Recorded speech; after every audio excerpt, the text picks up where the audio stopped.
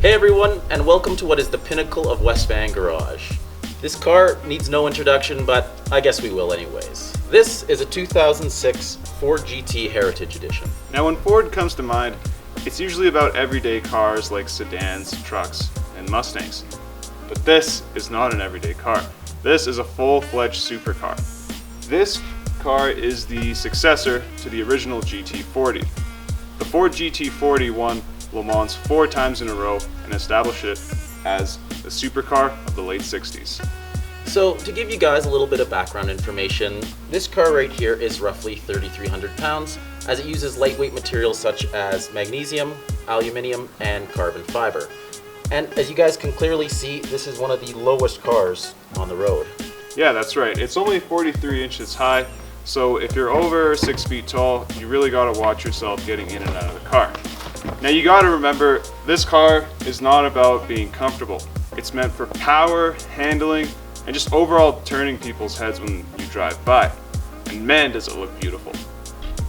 Now, as you guys can see, under this glass engine cover lives the glorious 5.4 liter supercharged V8. This motor is good for 550 horsepower and 500 foot-pounds of torque. The car does 0 to 60 in 3.4 seconds and will blaze through the quarter mile in 11.5.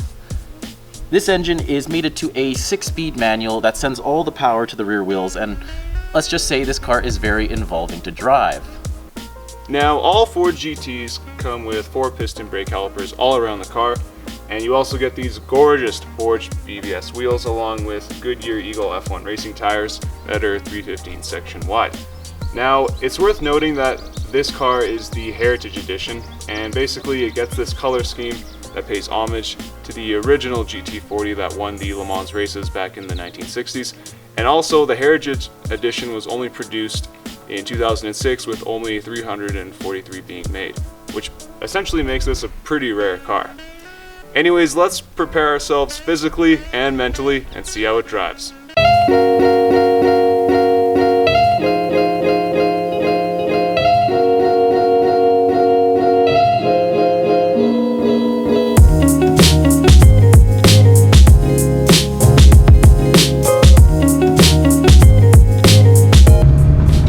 So, initial driving impressions, very low, very loud, but man is it fun. Alright, let's just open up the throttle a little bit. This has to be the most best handling car by far that I've ever driven. I went around that corner there and you can feel how well the tires grip. And that also just has to do with how low the car is as well. And when we first saw this car, we were initially, to be honest, we were a bit intimidated because this is a full-fledged supercar. It's a man's car. It's got a big supercharged V8, rear-wheel drive, 6-speed manual, and you don't want to mess anything up, right? But from just going around the street and whatnot, you'd be surprised how manageable this clutch is. It's so linear, and I guess we have a little straightaway.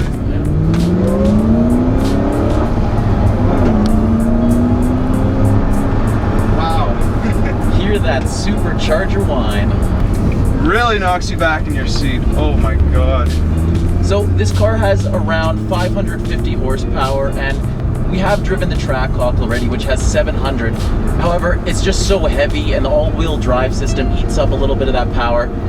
This has a way bigger push you back in your seat factor than any of the other cars we've driven. This thing is only 3,300 pounds and it makes things really easy to do just like this.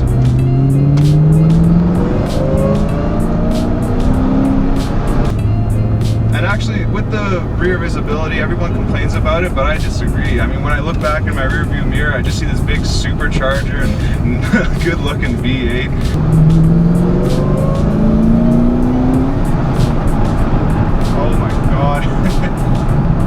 I think, would you agree that this is the best car we've ever driven?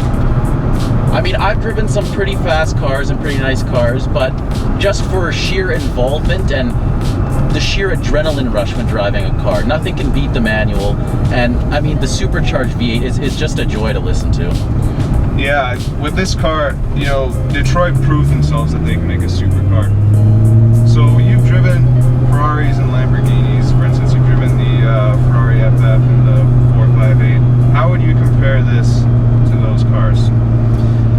It's a bit of a tough comparison just because those were automatics or dual clutches and this is a 6-speed manual.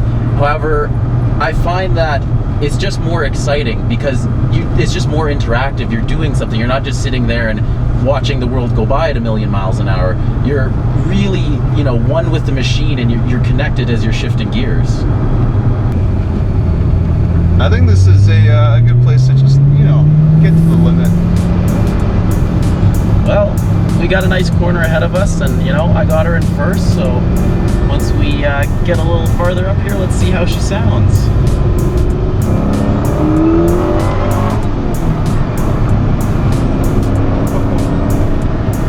Alright, now you daily a C63 AMG, and obviously those are two different cars, but nonetheless they're really fast.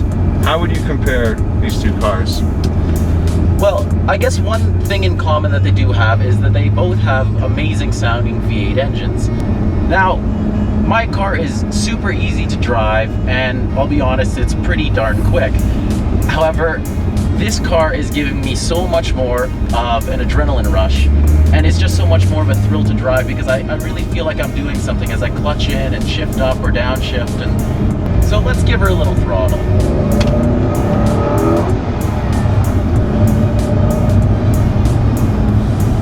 I mean, the miles per gallon aren't going to be great, but it's the smiles per gallon. It's all about the smiles per gallon. Now, the Mercedes is naturally aspirated, whereas this is where, it has a supercharger. So, do you think forced induction is better than naturally aspirated engines? I have to say, I've always been a big fan of the saying that there's no replacement for displacement.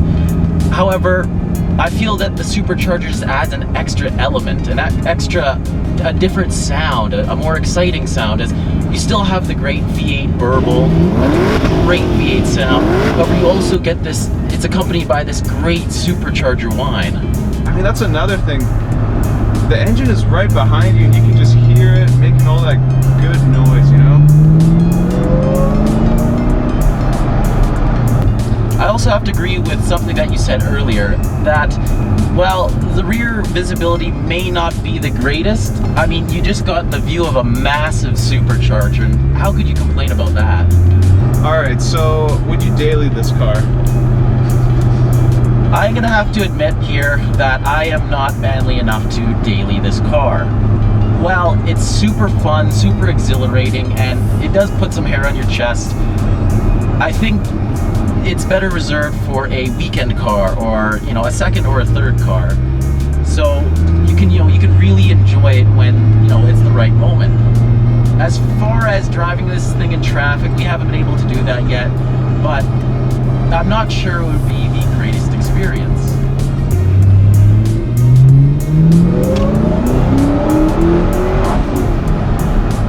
So, thank you guys so much for watching our review on the 2006 Ford GT.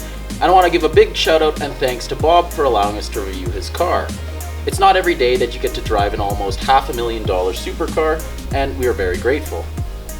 And if you did buy a Ford GT within the last 10 years, consider yourselves very lucky, as prices are just going up and up and up. You have to remember that Ford only made 4,038 of these, and this car is pretty rare.